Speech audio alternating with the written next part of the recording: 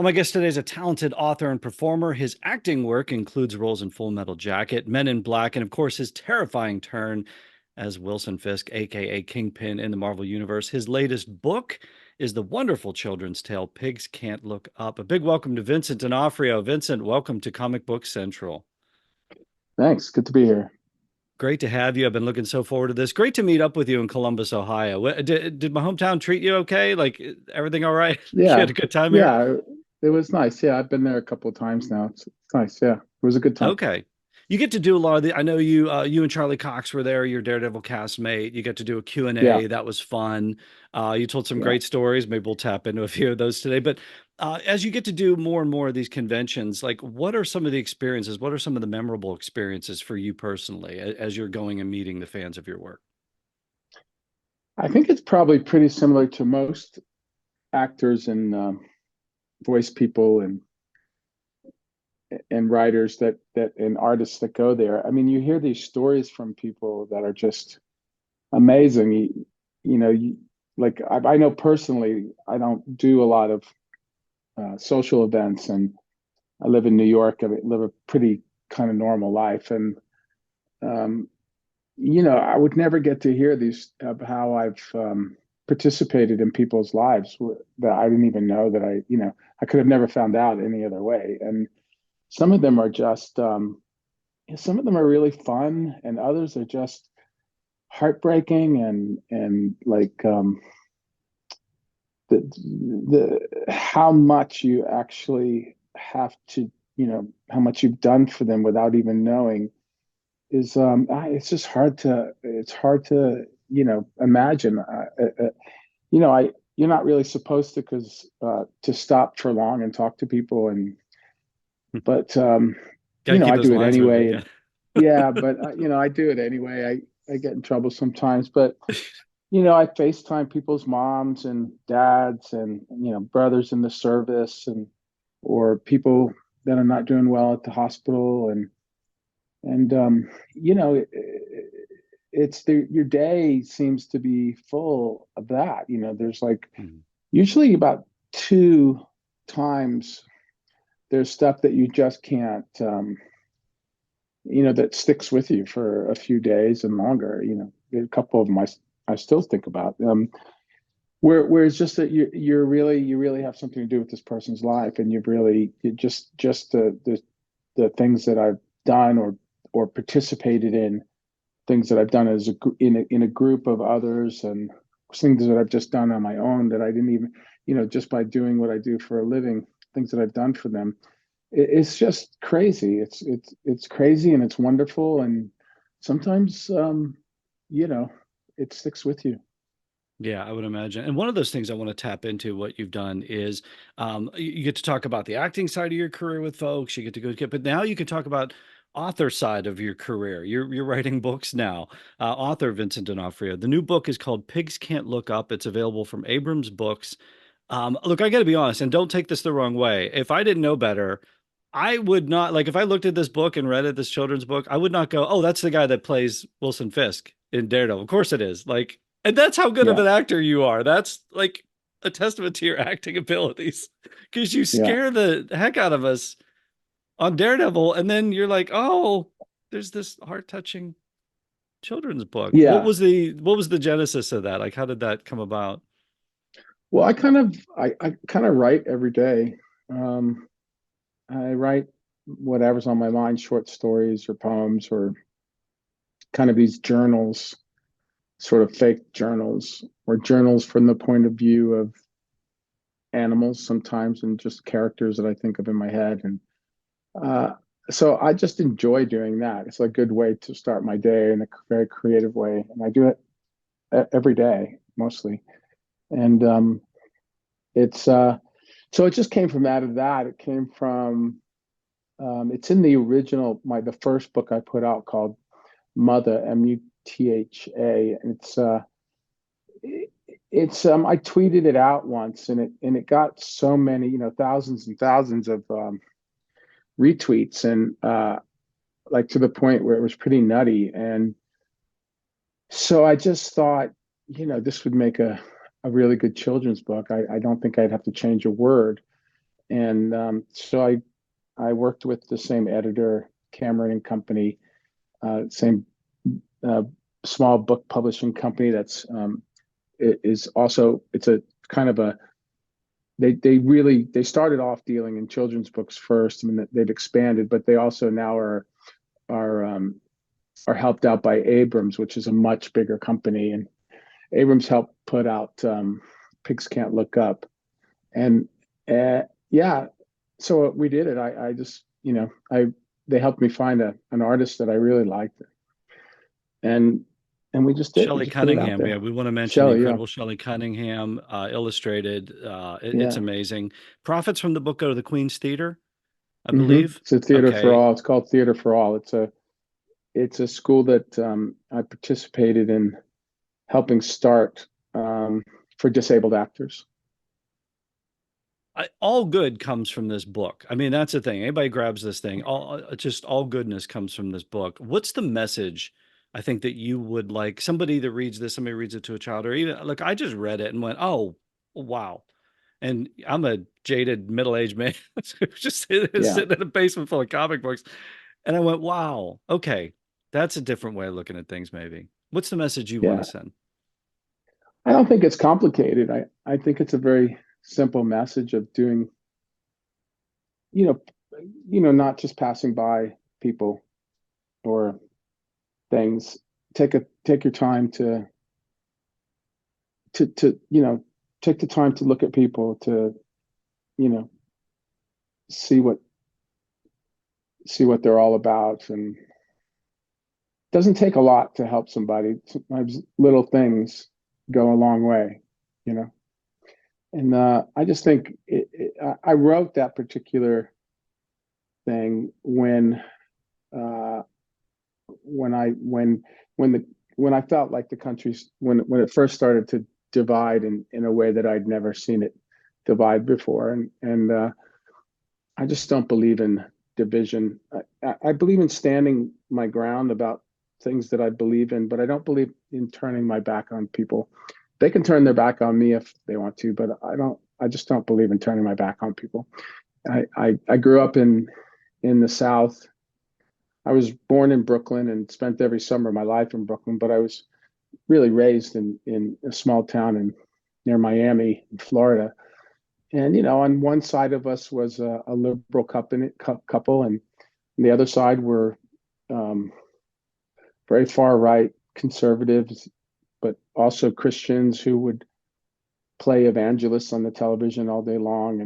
And then our family was more of a kind of bohemian family. And I would spend the day over the conservative friends of mine, and or the it didn't matter to me when I was little. Like we were friends with everybody. And When you're little, people are people. It's just, yeah. And I kind of grew up that way. And then of course, being in the arts, you have to deal with all kinds of people in the arts, all over the world. And so yeah, it kind of stems from that time in my life, I think, and then how I feel about division now.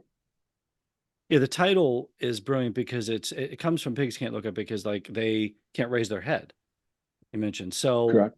the little girl in the like, and it's interesting to see her journey as she's going when she's not with her beloved pig, but then Mm.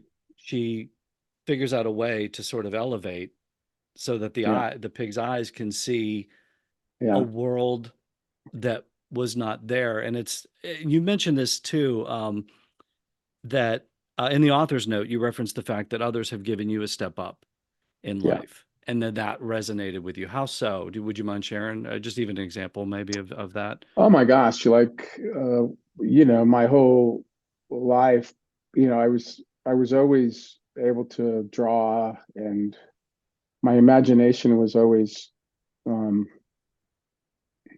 pushing inside me to get out from as young as I can remember. And so people used to recognize stuff in me all the time, and they always gave me confidence to do what I wanted to do. They knew that I was a bit different, and um, I see, my children are amazing as well. And, so all through my life, and then it had people were reaching their hand out and giving me a bit of help. And then, even when I was auditioning for when I started to be an actor, the kind of teachers that would let me into their schools with barely any education and I've read practically nothing and except for comic books, and so that goes to show you how good comic books are for people because it helped me a lot. But Yep. Same. the no, but I it's amazing. I even the way that I got my first film, Full Metal Jacket, was from a friend who helped me out with told me that there was this audition. I didn't even know that Stanley Kubrick was making another movie, and he helped me out. He helped me get the address to get this to make a tape to send to Stanley, and um, it's just been like that my whole Wow. life, and I've done what I can in return as much as I can. We see that. It's evident. Well, you mentioned I'm going to walk. Okay, so before we get to Daredevil, I want to get to Fisk. I got to hit two quick hits here. You mentioned Full Metal Jacket. You played Private Gomer Pyle, Leonard Lawrence. Um, Man, such an intense experience so early in your career. People have talked about the brutal 9 month shoot. I think you put on, if correct me if I'm wrong, you put on like 70 pounds, I think, for the role. Yeah, 80 pounds. Yeah. Wow. Like, what have you learned from that intense experience right out of the gate that sort of stayed with you your whole career? Probably everything, but if Well, there's yeah. I something you mean, could tap into. it was really what I had what the technique that I was learning to to execute my acting, that it gave me the confidence in that I needed to commit even more with, and so I did, and so that was the main thing. The other thing, it was like, to not to get hired from Stanley Kubrick and then to not get fired and to be able to like carry a part of the film, is Yeah. was something that was an extraordinary thing for me to get under my belt at the age of 24. And I because of Stanley and Matthew Modine, because of them, I haven't stopped working since. And um, it's pretty amazing that the confidence that it gave me when I was younger. But I would say when it comes to me personally, what I learned as far as being an artist is it just gave me confidence in what I had learned and what I was still learning when it came to technique. And I've been more and more committed ever since. I'm still learning and I'm still pushing things as far as I can go with them and stuff. A friend of mine described it. He's like, I love the first part. I'm not a huge fan of the second part. It's like two different movies. Like, should it have been two different movies? Do you think? Is everybody ever telling you about like No, this should have been split up into yeah, two? I've heard that before. Yeah. I mean, to Yeah. each his own, it's like whatever. Yeah. I experience movies different than He loves other your people part. do as well. Yeah, yeah. No, I mean, that's fine. Whatever. It doesn't bother me at He's a all fan. because I myself experience movies different than Mhm. other people do, and so I get that. But no, it was too much of a big part of my life to not see it as one big movie. And I also enjoy, my friend Matthew's performance in it a lot, Yeah. and so I see it. I'll always see it as one film. Yeah. Okay, Fisk, not your first time in the Marvel universe. You know what I'm talking about. Yeah, Adventures in Babysitting. You're Thor. Yeah, Kind of Thor. yeah, Just give me. yeah. I think I was Thor. Yeah. Was that your own hair? No, All no, right. no. That Any was just a stories wig. from Adventures in Babysitting? And have you ever run into Chris Hemsworth at an event? No, I haven't. I'd love to meet All Chris right. though. No, I haven't. But you're the first But no, Thor. yeah, Think. Well, TV. I There don't was a know. TV Thor. Yeah, yeah. No, I loved playing that part. It was a really good part to play. It was Chris Columbus directed it. It was really fun. All It was right. really good. Yeah. Dawson, the owner of Dawson's Garage. I love it. I love Yeah. every time I see you and I'm like, oh, that's Thor. All right, let's talk Daredevil. I Here's the thing. I know, Disney drones have to be flying overhead of both of us. Marvel, whatever you could talk about. I got to ask you though, before we talk about getting the role, Echo is January 2024, Daredevil Born Again coming up in 2025. Is there anything you can tell us about either of those two projects? And there's so many rumors about Born Again. Like, can you hit us with anything? Can you give us anything right Well, now? Echo's coming out January 10th. Yeah. Echo is a vehicle for the character of Maya Lopez, the who eventually becomes Echo. Alakwa Cox is playing the lead, and I mean that's her. It's her story. Alakwa is amazing in it.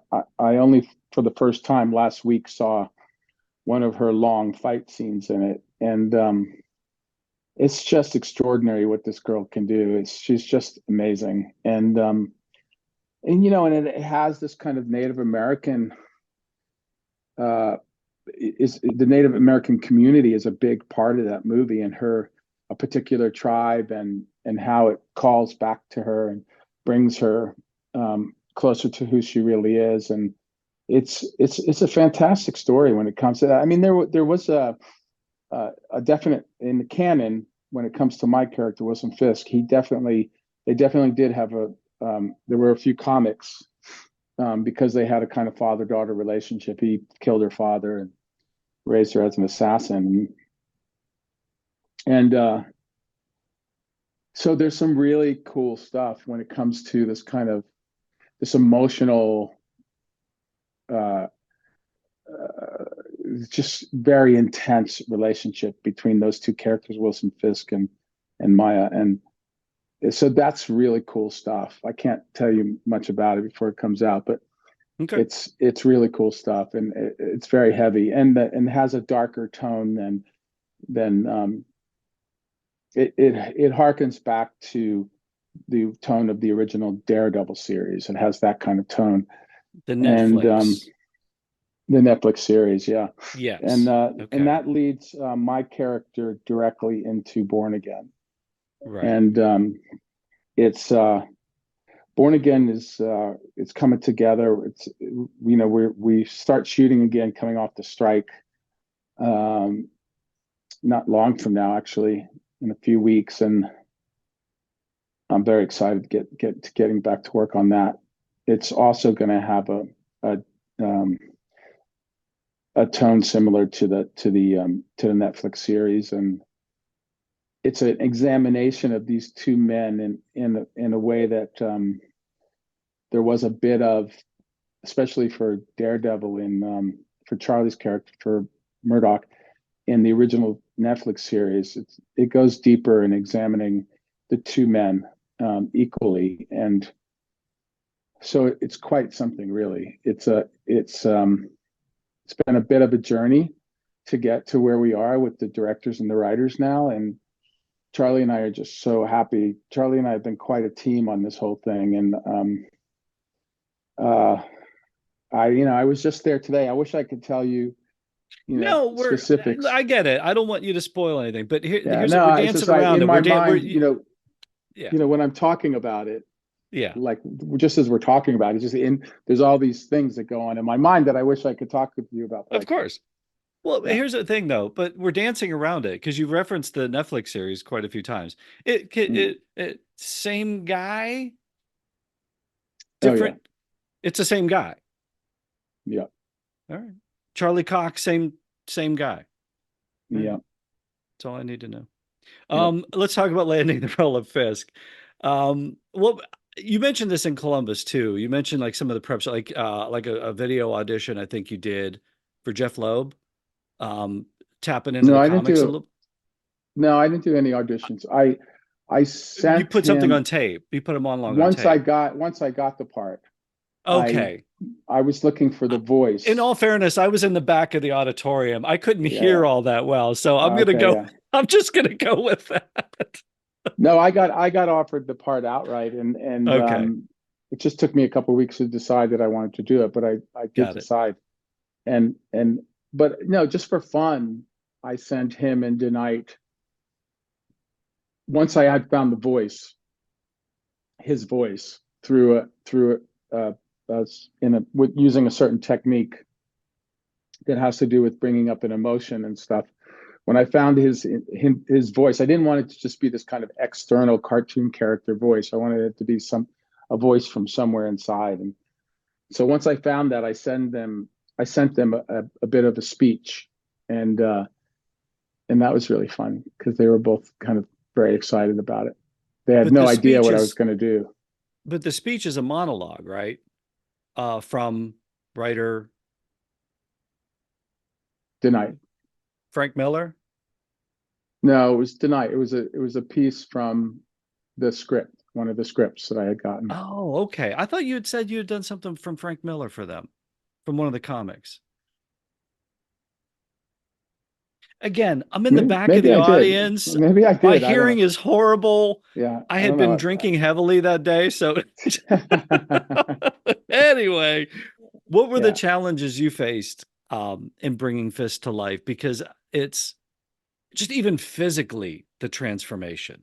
Again, going back to your Kubrick days, right? yeah, Like, yeah. No, it's tough. Like I didn't want to wear a fat suit back then, or I just didn't like the way that they looked and stuff. And uh, so there was a long period of time where um, I had to keep a lot of weight on just because we never knew when we were going to shoot it and when we weren't.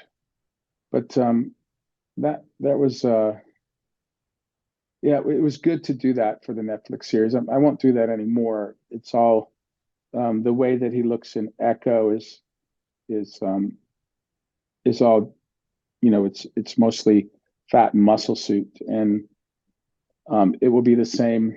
Uh, Something similar happens in Born Again. I can't tell you what, but it's yeah. I won't put on. I won't really in real life put on that kind of weight anymore. But 40 it's pounds, right? yeah, yeah. It was pretty nasty, and What does that do? Like, what did that? It, I guess on some level, it helped you channel the character. Fair. Um, but did what did it do to Vincent? well, I'm used to doing that kind of thing. I want to be fair about it. Like, so since as I've gotten older and since I was a kid, I put on weight anyway. Like there was a certain amount of weight that I put on just because I'm 6'4", I'm a big guy, and that's just the way I like to live my life comfortably like that. And um, so there was weight on already, and so just to add more, um, it was just really important to me at the time to do that. And so it doesn't really mess with me in like a negative way. It just helps me feel the character. It helps me move like the character. And because I've been doing it so long now, it kind of comes natural. So in Echo, when I would put that suit on, I kind of fell right into character again. Like it's amazing that because the size of him helps so much. And it really does movement, and I just feel his weight, mentally and physically. What is it about your approach to Fisk and how you've channeled Fisk that we haven't heard yet? A piece that you used in your technique in bringing him from the page to the screen that maybe we haven't had insight into yet.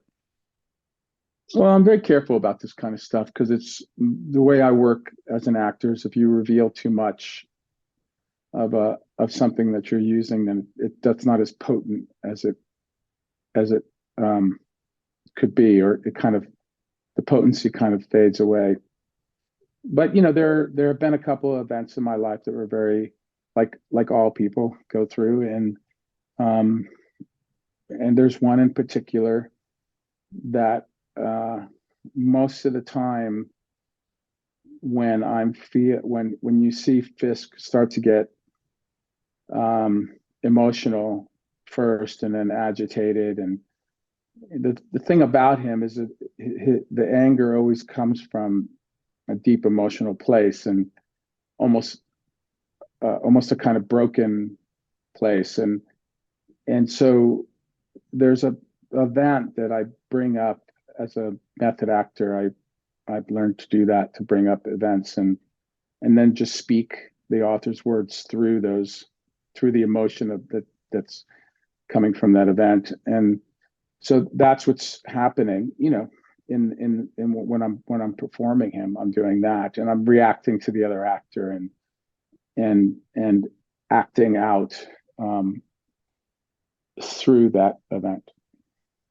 It's weird because as you were just describing that, you just scared the bejesus out of me. Just for Mm. like no reason. Just it's a talking to because I'm like, wow, he probably goes somewhere. You can't watch your own work, can you? I could, I just don't. It's I find it to I be didn't mean you physically couldn't, didn't have no, access to a Blu-ray. no, I mean, it's like I mean, it's not like it would do me any damage if I did or anything, but Right. it's just that I don't find it. I prefer to watch somebody else's work than mine. Oh, I just have really no interest in it, and no, I that's feel a like great I know reaction. what it's about, and the whole thing for me is just delivering it to the audience, and you know, and hoping that it works out okay. That's the big deal. The actual result of it, it's not for me to judge. It's not for me to get entertained by in any way. I rely on other actors and actresses to do that for me, other than myself. Maybe my favorite line of the week ever. It's just the best reaction. Is there anything in these books behind me that you've like you like comic books? You're a comic Mm. guy. Like is there anything you're flipping through and you're like, "Oh, hey, can I do this? Can I is God, anybody I cool if I wish. do this?" Anything like Yeah. that? I mean, it's never going to happen, but Or maybe you didn't tell them. Maybe you looked and you sneaked something in mentally that you channeled. Anything in there that you're like, "Yeah, no, that's a cool panel." I've always the character that I've always wanted to play was Swamp Thing. That's my Wow. Okay. yeah. Yeah, You but arm that's wrestle never going to Derek happen. Mears over that one. You have to arm wrestle Derek over that one.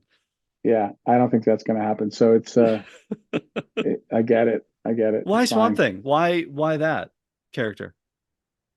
I also think he's broken, and those are the kind of characters that attract me. Is that their behavior is clearly from events that broke them in their lives, and I always thought as a kid, not a kid, I guess I was in my 30s when I started reading Swamp Thing, but uh,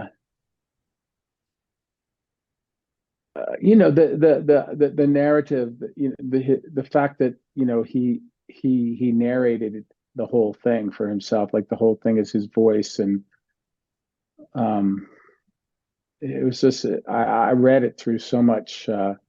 I could just feel his pain, and stuff. I think probably the same as most people that read it, and I don't know, it's just I just thought he was like the perfect character, for my kind of what I find to be interesting. Probably as a writer yourself, you appreciate quality writing, so that jumps off the page. It So I'm is, guessing I that gotta probably, say, it is great writing. I mean, yeah, every run was really good, yeah. no Do you have a matter what. collection? You got a long box behind you? Do you own them? Oh, all right. No, I don't. I don't own any Swamp Things. I did. I wish I still did. Actually, that would be Please awesome. don't But I tell don't. me like they got thrown away or burned up or something. Please I tell me you think sold them somebody in. had no. I think somebody has them. It would have Okay. been during rough times in New York, Okay. and yeah, Got it. somebody. I would have left them in some apartment.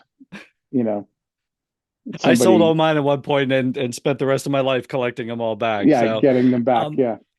That's the tough part. You told a story in Columbus. I thought it was interesting. I don't know how interesting you find it. Um, the physicality of Fisk and Daredevil, and talking about the Netflix series. I think it was season one. Um, so Charlie would be Daredevil fighting again, against a stunt double or something, and then you guys flippy flop, Yeah. the other way around. Then you're fighting, and you had to go against a stunt double at one point. Um, Mm. you know what I'm talking about? You- When I got popped, yeah. It's like yeah, I I got could, popped. even years later, I could still feel your anger from the stage. that you- Yeah, I've worked with I've done a lot of stunts in my life.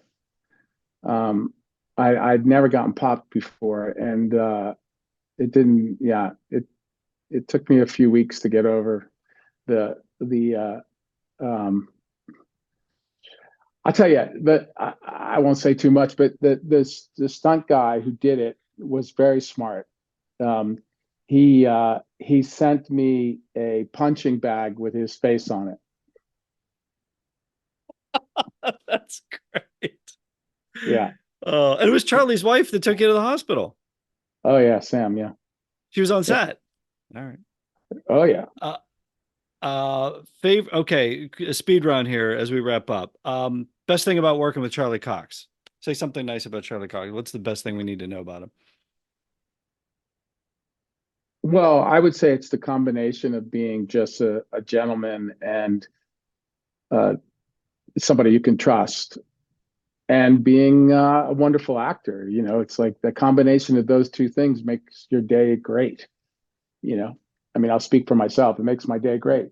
You know, we had a lot of that on the original Netflix series. We had all these kind of wonderful actors and actresses that were just very cool people, all nerds in their own right, but really cool and just wonderful actors. I always say that Deborah Ann Wallace was, I was just amazed by her. That scene that we did together, she came and her character visited my character in his penthouse to tell me that she killed my sidekick and who Daredevil was. And that was an intense scene, man. You could drop a pin on that set. It was, we didn't stop. We shot all the way through from top to bottom. We did it from top to bottom every take, no matter what size the shot was or whose shot it was. And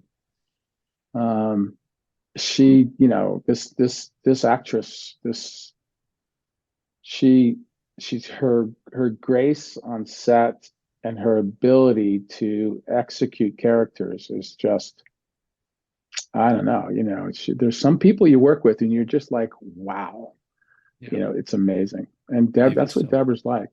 Deborah's like that. And the scene, I've never seen the scene, but I remember it vividly. I remember there were moments that were, it was really quite something. Yeah. So, you know, so with Charlie, it's like that.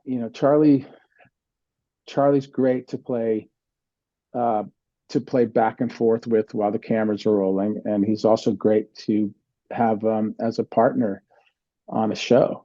You know, Favorite part about being Kingpin?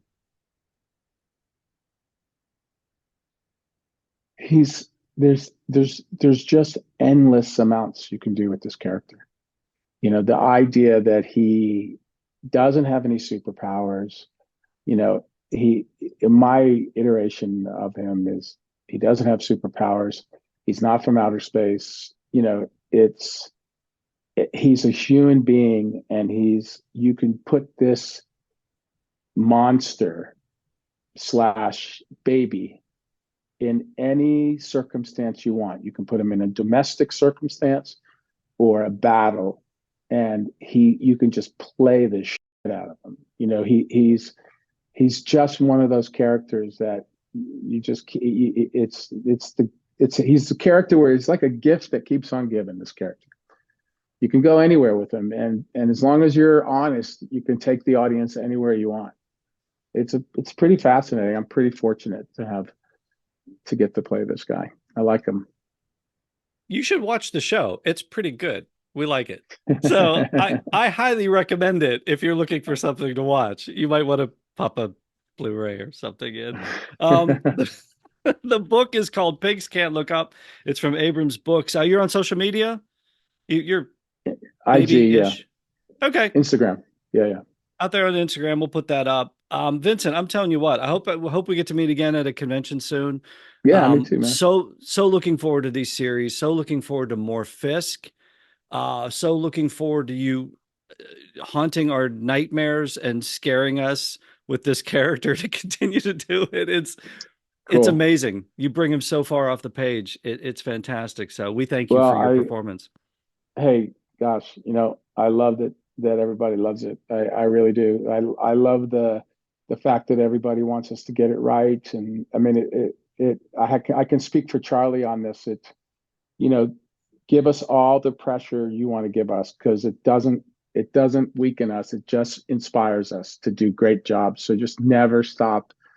You and the fans out there, never stop putting the pressure on us. We just love it, and it excites us and it inspires us to bring what we can, the best we can, at you. Thank you so much for joining me on Comic Book Central. Yeah, man, of course.